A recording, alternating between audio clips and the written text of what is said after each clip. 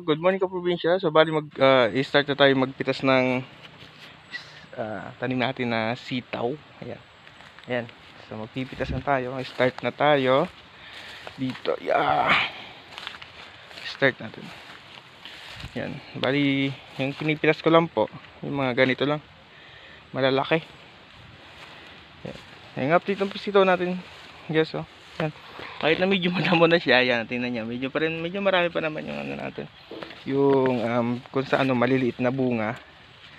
Ayan, namumulaklak pa siya. Ito, mulaklak. Ito kasamang bunga. Ito yung kagandahan naman ng pagtatanim natin. Kasi kahit na medyo matanda na yung puno niya, meron pa naman tayong napipitas. So bali 10 na ito. So 11 na akong pipitas nito, yung sitaw na to. Ayan. Marami yung mapipitas natin ngayon, pero parang aabot natin ng mga siguro mga 20 kilos. Pero okay na yan. Yan, ano lang dito, may ibebenta ka na, pero meron kang gulay, sariwang gulay. Pwede mong gulayin pag gusto mong magkumain ng gulay. Dito, sariwang gulay kasi sarili mong tanim mismo. Kung kailan mo gustong magulay ng halimbawa ditong sitaw, kahit pumitas ka lang, pwede na. Yan. So bali malalaki na siya, guys, oh. Yan. Yung buyer namin ito, yung ano lang namin, yung kung sa ano, classmate lang namin nung asawa ko. So, parang kami rin lang naman yung nagtutulungan nung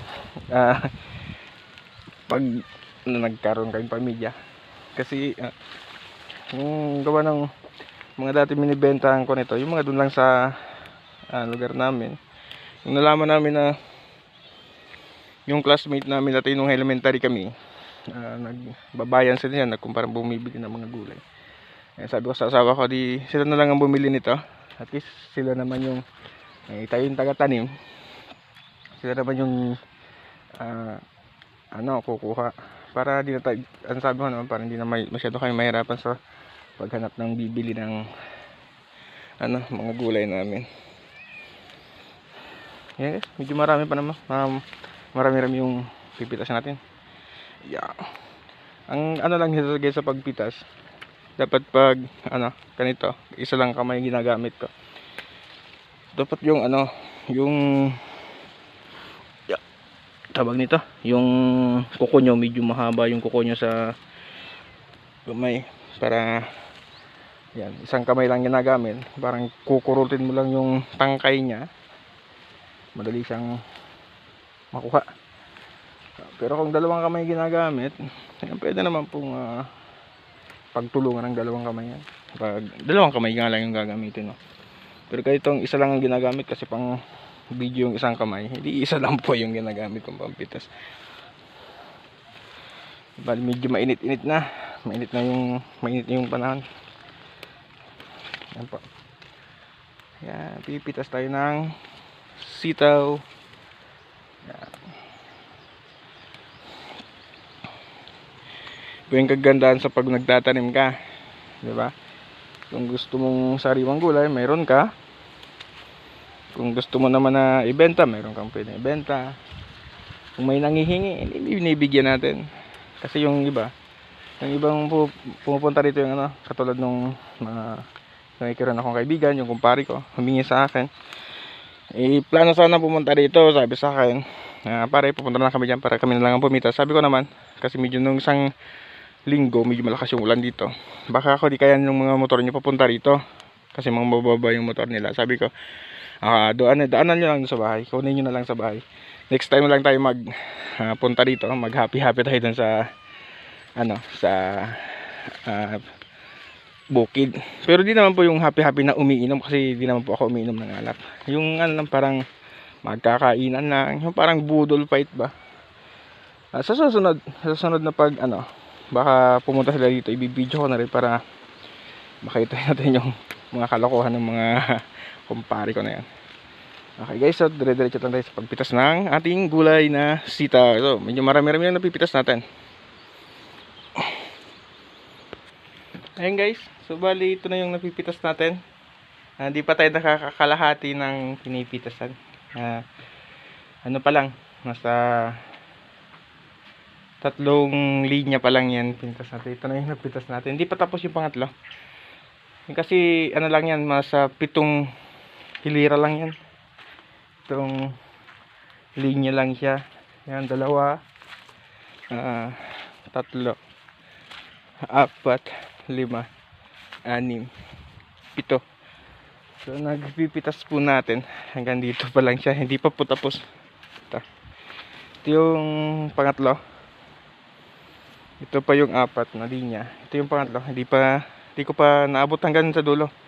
Nasa gitna pa lang yung pangatlo, pero yun na po ang napitas natin. Ito yung 4, ito. Yan, yung pang-4 na pipitasin natin maya maya pa. Okay guys, so stop po naman na yung video natin kasi tatapusin ko lang muna yung pag-harvest natin ng sitaw. Bali ito, ang haba niya guys, oh. Mag-1 metro ang haba niya. Yan. Ang haba. Ito yung mga tanim ko dito. Ang pagtatanim basta maalagaan mo siya sa pag-spray ng mga gamot na pangpatanggal sa mga uod, sa alaga sa abono. Yan, bibigyan tayo ng bunga na ganito, yung quality na bunga, tapos magandang bunga, magandang ani. Yan. Pero di naman natin alam kung magkano yung presyo ngayon ng sitaw. Pero baka medyo isa kasi nasa 30 to 35, 40. Ewan ko lang ngayon kung medyo tumaas na siya. Ang tumaas, hindi medyo kikita tayo dito ng konti. Kahit konti lang. So blessings to. So salamat sa Diyos at kahit kakaunti lang yung tanim natin, may napipitas tayo na medyo maraming bunga, magagandang bunga. Yan. So kaya kapag meron, di ba, meron pumunta rito, humihingi sa akin ng pwede bang makahingi ng gulay, basta binibigyan ko sila. Pero pag hindi ko na-spray, pero pag na-spray ko ito, ayoko mamigay ng gulay. Kahit nasabihin lang medyo madamot, ayoko lang mamigay ng sitaw. Kung anong gulay ko dito, basta in-spray ko ng gamot na mga para sa uod. Kasi baka sumakit yung tiyan nila, baka malason sila. Hindi kasalanan ko pa. Kaya, pero pag ganito na namimitas ako, pag may pumupunta, binibigyan ko sila. Pero pag in-spray ko, kahit sabihin lang madamot ako, di ko sila bibigyan kasi baka sila malason. Kasi yung mga in-spray ko dito talagang yung pang mamalakas na gamot na mga pang tanggal talaga ng mga, halimbawa yung mga pumipeste ng itong mga bulaklak, yung kumakain na uod na dito, yung mga pang-spray ko na ginagamit dito. Kaya malalakas sila na pang-spray. Kaya di natin pwedeng bigyan pag na-spray to. Pero pag hindi naman sa na-spray, okay naman. Bibigyan ko sila. Basta kung na-spray lang, pasensya muna. Next time mo lang pag hindi na na-spray, okay na siya. Mamimigay tayo ng kahit na ganito mga gulay sa mga kaibigan, kumpare pag pupunta dito. Okay po, so hanggang dito lang po muna guys yung video ko. Stop muna natin. Tatapusin ko muna yung pag-harvest natin ng sitaw. Kasi medyo marami tanghali na rin, uuwi na ako. At saka mamayang hapon babalik na ako para i-spray ko na ito. Okay guys, thank you sa pag manonood ng mga video ko.